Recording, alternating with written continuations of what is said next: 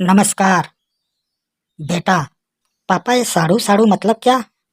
पापा, बेटा साढ़ू साढ़ू मतलब एक ही कंपनी से धोखा खाए हुए दो ग्राहक।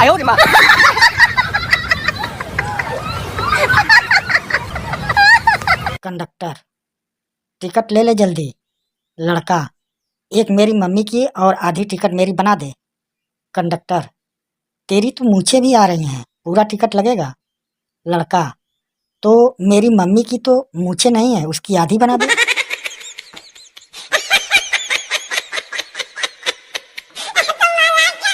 एक छोटे से गांव में एक बच्चा लाला रहता था। उसके स्कूल के बच्चे उसको हमेशा उल्लू बोलकर चिढ़ाते थे और उसकी टीचर उसकी बेवकूफ़ियों से हमेशा बहुत परेशान रहती थी। एक दिन उसके पिता उसका रिजल्ट जानने उसके स्कूल गए और टीचर से लाला के बारे में पूछा। टीचर ने कहा कि अपने जीवन काल के 25 साल के कार्यकाल में उसने पहली बार ऐसा बेवकूफ़ लड़का देखा है। ये जीवन में कुछ न कर पाएगा। यह सुनकर लाला के पिता बहुत आहत हो गए और उसने शर्म के मारे वो गांव छोड़कर एक शहर में चले गए। 20 साल बाद जब उस टीचर को दिल की बीमारी हुई तो उसने उसे शहर के एक डॉक्टर का नाम सुझाया जो ओपन हार्ट सर्जरी करने में माहिर था। टीचर ने जाकर सर्जरी करवाई और ऑपरेशन कामयाब रहा। जब वो बेहोशी से वापस आई और आंखें खोली तो टीचर ने एक सुंदर और सुडौल नौजवान डॉक्टर को अपने बेड के बगल खड़े होकर मुस्कुराते हुए देखा। वो टीचर डॉक्टर को शुक्रिया बोलने ही वाली थी, अचानक उसका चेहरा नीला पड़ गया और जब तक डॉक्टर कुछ समझे वो टीचर मर गई। डॉक्टर अचंभे से देख रहे थे और समझने की कोशिश कर रहे थे कि आखिर हुआ क्या है।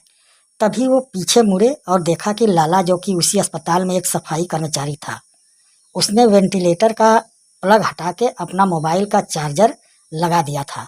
अब अगर आप लोग ये सोच रहे थे कि लाला डॉक्टर बन गया था तो इसका मतलब यह है कि आप हिंदी, तमिल, तेलुगु फिल्में बहुत ज़्यादा देखते हैं या फिर बहुत ज़्यादा प्रेरणादायक कहानियाँ पढ़ते हैं।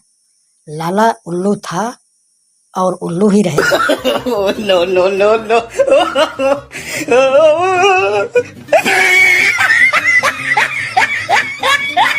एक दिन भोलू ढेर सारी चॉकलेट खा रहा था।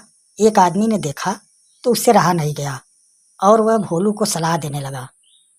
आदमी, बेटा इतनी ज़्यादा चॉकलेट नहीं खाते, सेहत के लिए ठीक नहीं होती। भोलू, एक बात बोलूं, मेरे दादाजी 105 साल के हैं। आदमी, अच्छा, क्या वो भी बहुत सारी चॉकलेट खाते हैं? भोलू, नहीं। आदमी, तो फिर? भोलू, उल्लू के पट्टे, वो अपने काम से काम रखते हैं, तेरी तरह उंगलीबाजी नहीं करते।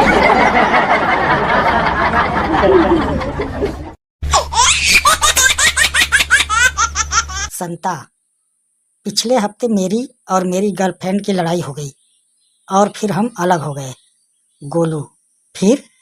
संता, उसने मुझे चिढ़ाने के लिए अपने नए बॉयफ्रेंड के साथ फोटो खिंचवाकर मुझे भेज दी।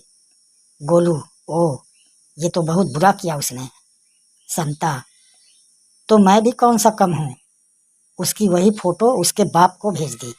कमीनी बहुत पीटी, तब अपने कलेजे में ठंडक। No, no, no, no.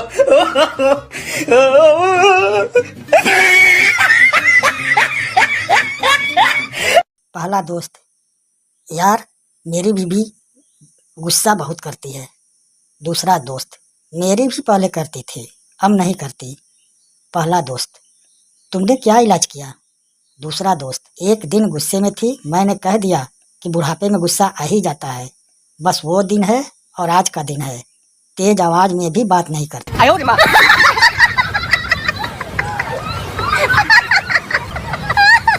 Shrimati जी की रात के 2 बजे अचानक नींद खुली तो पाया कि पति बिस्तर पर नहीं है। जिज्ञासावश उठी, खोजा तो देखा डाइनिंग टेबल पर बैठे पति जी कॉफी का कप हाथ में लेकर विचार मग्न दीवार को घूर रहे हैं।